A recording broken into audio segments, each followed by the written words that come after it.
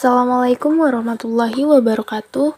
Perkenalkan, nama saya Nadia Iniyatul Ulia Al-Husna dengan nomor NIM 29022500118 dari Universitas Pancasakti, Fakultas Ekonomi dan Bisnis, Prodi Akuntansi. Pada kesempatan kali ini saya akan membahas tentang hukum pajak dalam bisnis untuk memenuhi persyaratan ujian akhir semester mata kuliah aspek hukum dengan dosen pengampu Bapak Mulyono SH. Materi yang saya sampaikan meliputi pengertian pajak dan hukum pajak, sejarah hukum pajak, peraturan perundangan perpajakan, ciri-ciri pajak, fungsi hukum pajak, dan fungsi pajak. Materi yang pertama ada pengertian pajak dan pengertian hukum pajak.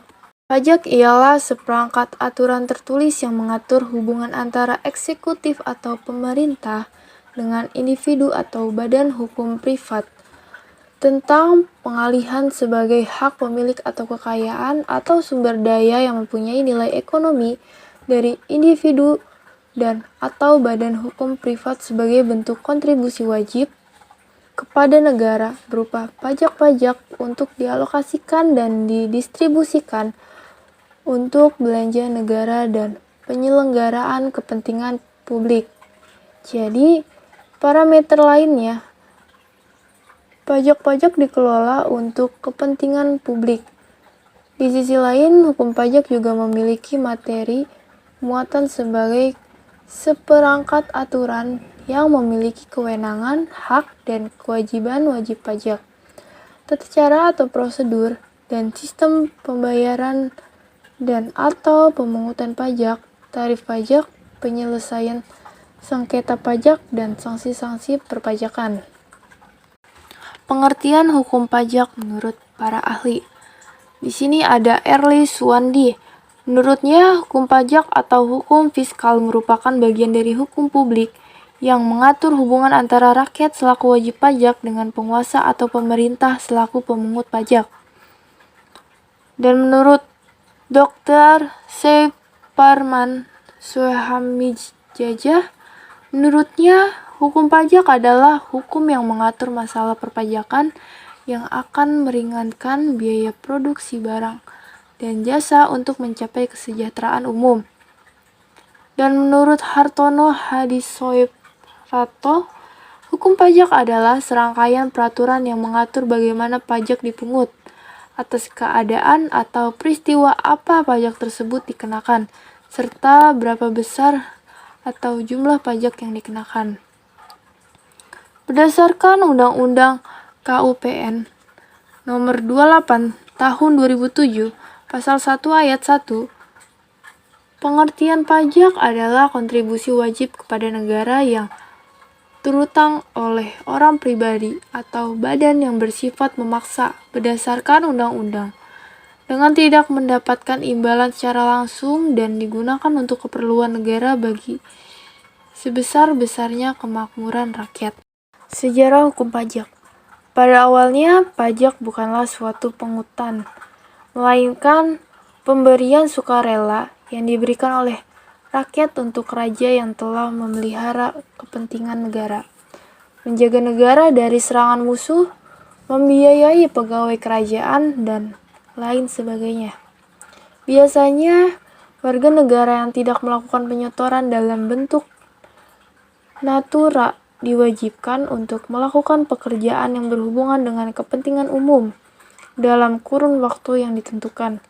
Sementara orang-orang yang memiliki status sosial lebih tinggi dan memiliki cukup harta dapat terbebas dari kewajiban tersebut dengan membayar uang ganti rugi. Di Indonesia, pajak awalnya merupakan suatu upeti atau pemberian secara cuma-cuma oleh rakyat kepada raja atau penguasa. Namun, upeti ini hanya digunakan untuk kepentingan pengusaha saja, tidak dikembalikan ke rakyat. Seiring dengan berjalannya waktu, upeti yang diberikan oleh rakyat tersebut tidak lagi digunakan untuk kepentingan satu pihak, tetapi mulai mengarah ke kepentingan rakyat itu sendiri. Jadi, harta yang dikeluarkan oleh rakyat akan digunakan untuk kepentingan rakyat juga. Misalnya untuk menjaga keamanan rakyat, membangun saluran air, membangun sarana sosial, dan lain sebagainya. Dalam perkembangannya, pemberian yang sebelumnya bersifat cuma-cuma dan lebih ke arah memaksa ini pun dibuat suatu aturan yang lebih baik dengan memperhatikan unsur keadilan. Karena itu, rakyat juga dilibatkan dalam membuat aturan-aturan pemungutan pajak karena hasil pajak tersebut nantinya digunakan untuk kepentingan rakyat sendiri. Selanjutnya yaitu peraturan perundangan perpajakan. Ada 8 undang-undang yang menjadi landasan atau dasar hukum pemungutan pajak di Indonesia. Antara lain, Undang-Undang Nomor 13 Tahun 1985 tentang Bea Materai, Undang-Undang Nomor 12 Tahun 1994 tentang Pajak Bumi dan Bangunan, Undang-Undang Nomor 16 Tahun 2000 tentang Ketentuan Umum dan Tata Cara Perpajakan, Undang-Undang Nomor 17 Tahun 2000 tentang Penghasilan, Undang-Undang Nomor 18 Tahun 2000 tentang Pajak Pertambahan Nilai atas Barang dan Jasa dan Penjualan atas Barang Mewah, Undang-Undang Nomor 19 Tahun 2000 tentang Penagihan Pajak dengan Surat Paksa, Undang-Undang Nomor 20 Tahun 2000 tentang Bea Perolehan Hak atas Tanah dan Bangunan. Lalu yang terakhir yaitu Undang-Undang Nomor 14 Tahun 2002 tentang Pengadilan Pajak. Ciri-ciri pajak. Yang pertama, pajak merupakan kontribusi wajib warga negara. Artinya setiap orang memiliki kebutuhan untuk membayar pajak. Namun hal tersebut hanya berlaku untuk warga negara yang sudah memenuhi syarat subjektif dan syarat objektif, yaitu warga negara yang memiliki penghasilan melebihi penghasilan tidak kena pajak. PTKP. PTKP yang berlaku saat ini adalah 54 juta setahun atau 4,5 juta per bulan. Sementara bila Anda adalah seorang pengusaha atau wirausaha dengan omset, tarif PPh final 0,5% berlaku dari total peredaran bruto sampai dengan 4,8 miliar dalam 1 tahun pajak. Berdasarkan PP 23 tahun 2018. Yang kedua, pajak bersifat memaksa untuk setiap warga negara. Jika seorang sudah memenuhi syarat objektif dan subjektif, maka wajib untuk membayar pajak. Dalam Undang-Undang Pajak sudah dijelaskan, jika seseorang dengan sengaja tidak membayar pajak yang seharusnya dibayarkan, maka ada ancaman sanksi administratif maupun hukuman secara pidana. Yang ketiga, warga negara tidak mendapat imbalan langsung. Pajak berbeda dengan retribusi. Contoh retribusi, ketika mendapatkan manfaat parkir, maka harus membayar sejumlah uang, yaitu retribusi parkir. Namun, pajak tidak seperti itu. Pajak merupakan salah satu sarana pemerataan pendapatan warga negara. Jadi, ketika membayar pajak dalam jumlah tertentu, Anda tidak langsung menerima manfaat pajak yang dibayar, yang akan Anda dapatkan, misalnya berupa perbaikan jalan raya di daerah Anda, fasilitas kesehatan gratis bagi keluarga, beasiswa pendidikan bagi anak Anda, dan lainnya. Yang terakhir, yaitu berdasarkan undang-undang. Artinya, pajak diatur dalam undang-undang negara.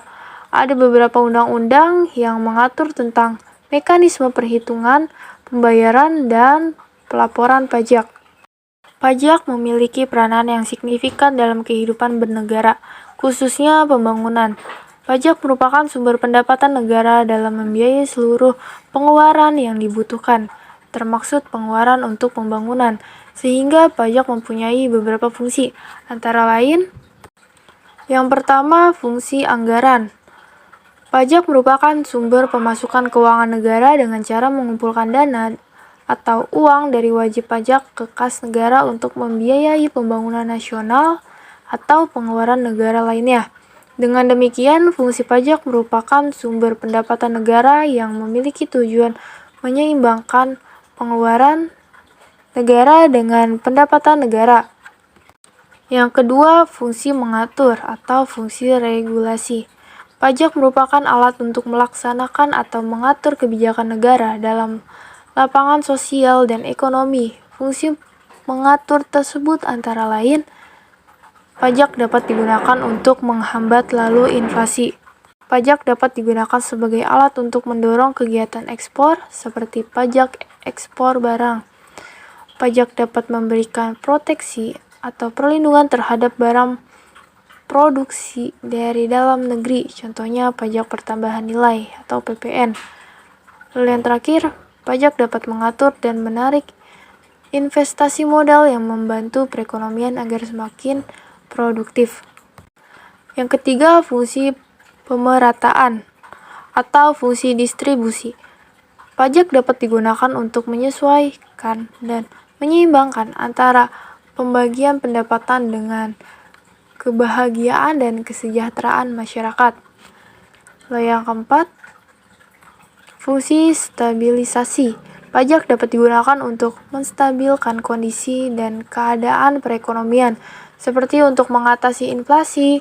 Pemerintah menetapkan pajak yang tinggi sehingga jumlah uang yang beredar dapat dikurangi. Sedangkan untuk mengatasi kelesuan ekonomi atau deflasi, pemerintah menurunkan pajak sehingga jumlah uang yang beredar dapat ditambah dan deflasi dapat diatasi. Keempat fungsi pajak di atas merupakan fungsi dari pajak yang umum dijumpai di berbagai negara. Di Indonesia, pemerintah lebih menitik beratkan pada dua fungsi pajak sebagai pengatur dan budget. Lembaga pemerintah yang mengelola pajak di negara Indonesia adalah Direktorat Jenderal Pajak atau DJP yang berada di bawah Kementerian Keuangan.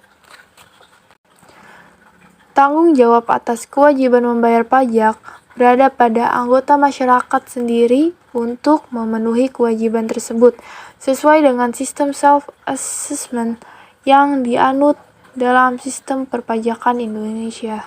Lalu yang terakhir, ada fungsi hukum pajak. Sebagaimana yang telah disebutkan sebelumnya, pajak memiliki sejumlah fungsi yang didasarkan pada asas-asas yang bertujuan untuk menyejahterakan rakyat. Adapun fungsi hukum pajak adalah sebagai berikut.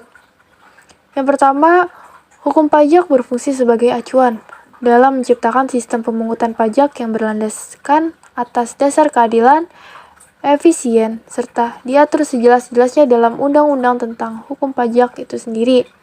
Yang kedua, hukum pajak berfungsi sebagai sumber yang menerangkan tentang siapa subjek dan objek yang perlu atau tidak perlu dijadikan sumber pemungutan pajak demi meningkatkan potensi pajak secara keseluruhan. Sekian materi yang saya sampaikan. Mungkin hanya itu yang bisa saya sampaikan. Semoga bermanfaat bagi kalian semua yang mendengarkan. Kurang lebihnya mohon maaf. Wassalamualaikum warahmatullahi wabarakatuh.